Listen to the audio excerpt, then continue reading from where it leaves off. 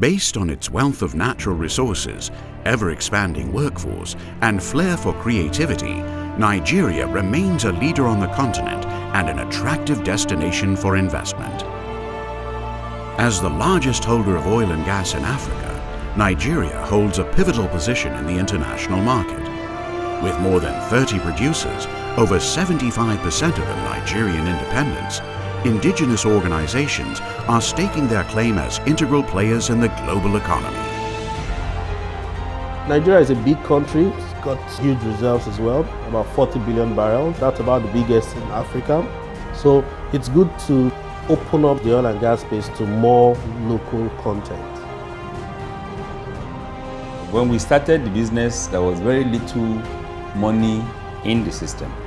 So we eventually had to partner with some foreign companies. But for the last, I would say 8 years, Samni has been really running with our own professional assets.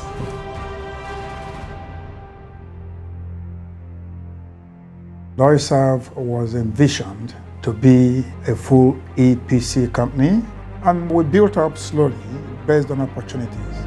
We have a Pan-African view, how to build capacity in Africa and develop local content in Africa. We've successfully stepped from a bit part player to the place now where we are rubbing shoulders with international service companies. The sort of projects we are handling today, a decade ago, those used to be the traditional forte of bigger international companies. But we've successfully changed that narrative, and we think there is much more we can do. We should see ourselves as a global company of an African origin. And therefore, anything that we do, we must ensure that matches the best. Holding the largest reserves of natural gas in Africa, Nigeria's current gas revolution is paramount to the country's energy development now and in the future.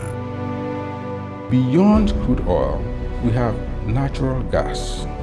In fact, Nigeria can be described as a gas-rich country with some oil.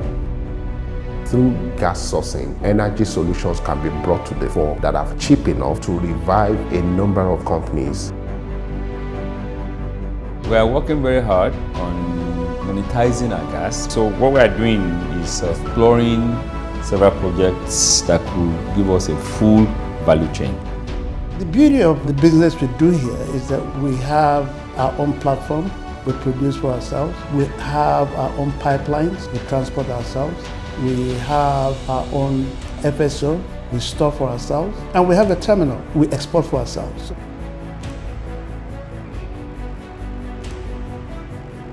So we control the value chain. One unit is a trading unit, where we import the product.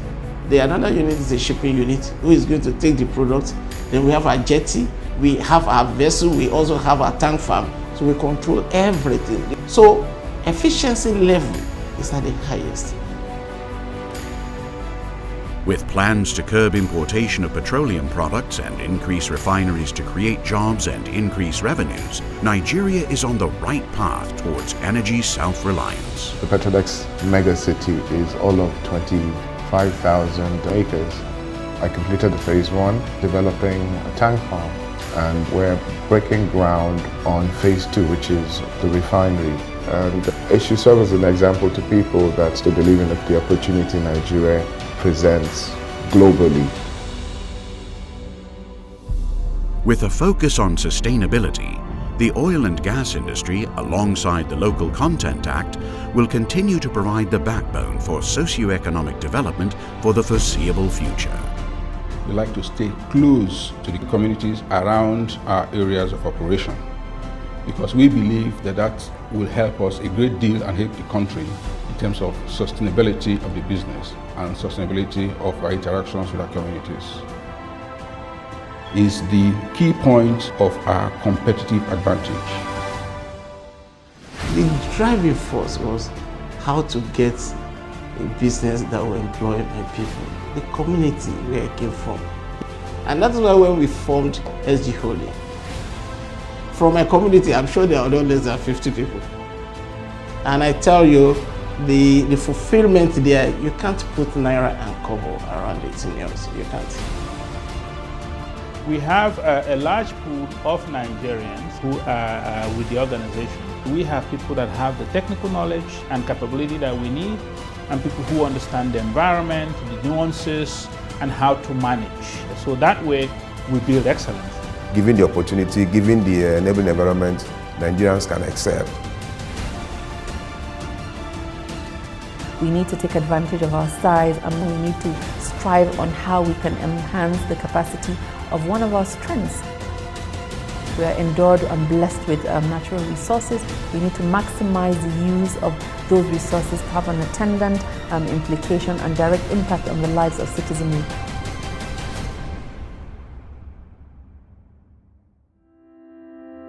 With 90 million people using mobile phones, Nigeria is already seeing huge breakthroughs in digital banking and fintech-based services. ICT has ushered in a complete innovation of all economic sectors of the nation, while sustaining modern ways of thinking and working. In the last decade, significant investment has gone into digitizing the financial system, operating a cashless society such that the unbanked can become banked, cost of funds will go down, SMEs get better service, they will have better access to finance, and the global multinationals get efficiency in their payments. The fintech space is definitely changing, the banking space is changing, the e-commerce space has changed, and I think those are the key sectors that will drive growth for Nigeria. New innovative solutions, a lot of young guys, young people at the tech hubs around different cluster groups providing and thinking through fantastic solutions so that everybody with a phone and access to data and a bank account or wallet can do transactions. The new gold is now data, mobile broadband. This sector contributes $45 billion every 3 months. It is between 10 to 11% contribution to GDP. The numbers are just too good. You've got the youngest population in Africa. Tech is a very decent passion for most of the youths of this country. So what we do is to create the right environment to turn this country into a hub of technological activities. This country has the second largest concentration of tech hubs, incubators for startups. There's a lot of new companies that are growing and creating their own ecosystem in the industry. And these are the companies and products and people that are actually going to shape the future. A lot of the solutions they come up with are very innovative and very specifically adapted to this environment. It's basically about giving convenience to the Nigerian customer who is looking for high quality delivery services, say food, medicine, or courier. What we are doing is we are bringing it all under one umbrella and providing you with reliable service. Every other day you're seeing a new restaurant, a new pop-up. We are connecting all these businesses to the consumers.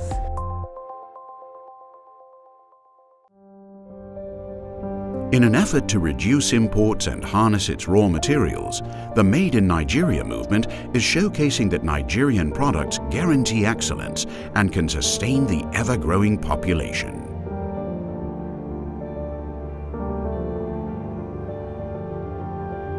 Nigeria today is the center of Africa. This is the time really to invest. Everybody is watching us. We are trying to attract the investor to come and show them what we are doing, as we believe that Eco-Atlantic, it is the future of Africa.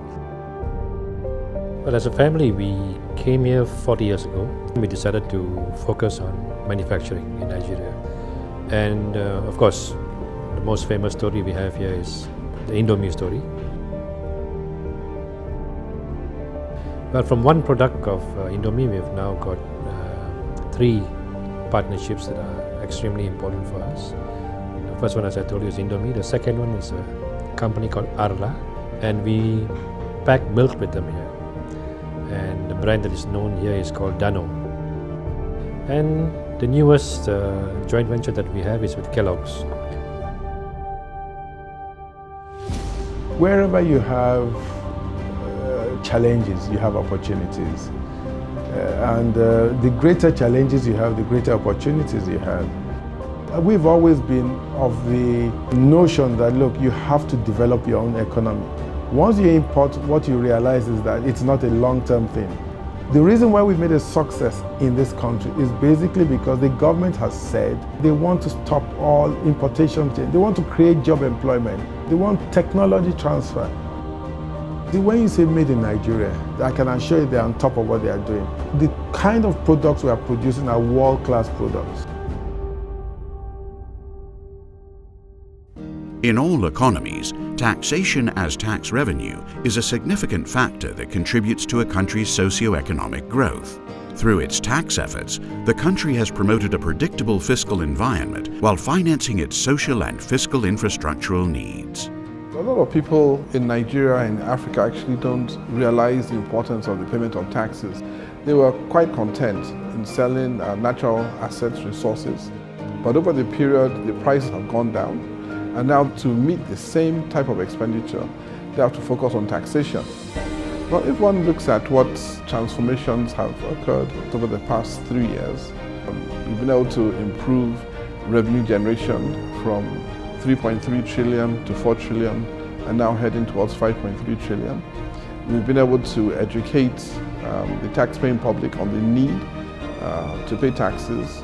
We deployed technology which gives taxpayers the opportunity to carry out all their tax activities and transactions online, and at the same time made it very transparent and accountable. The present government, like you can see, they're constantly updating us on all the new projects that they have carried out, the roads, the rail projects, etc. So people are beginning to see where their tax revenue is being utilized.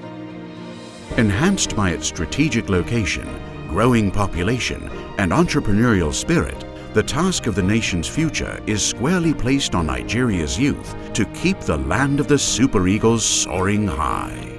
Everything is special about Nigeria. The best country ever.